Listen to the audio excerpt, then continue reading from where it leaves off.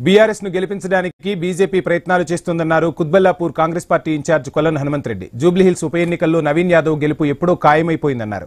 మధురానగర్ ఎన్నికల ప్రచార ఇన్ఛార్జిగా ఉన్న హనుమంత్ రెడ్డి నవీన్ యాదవ్ తరపున ప్రచారాన్ని హోరెత్తించారు. జూబ్లీహిల్స్ లో ప్రచారం చేస్తే కాంగ్రెస్ గెలుస్తుందన్న భయంతోనే బీజేపీ నేతలు ప్రచారానికి దూరంగా ఉన్నారని హనుమంత్ రెడ్డి మండిపడ్డారు.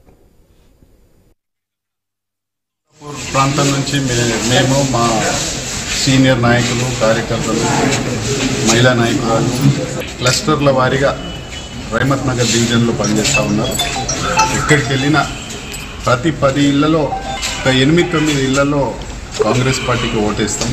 మాకు అధికారంలో కాంగ్రెస్ ఉంది కాబట్టి మా ప్రాంతంలో అభివృద్ధి జరగాలి, మాకు సంక్షేమ ఫలాలు కూడా అందాలి.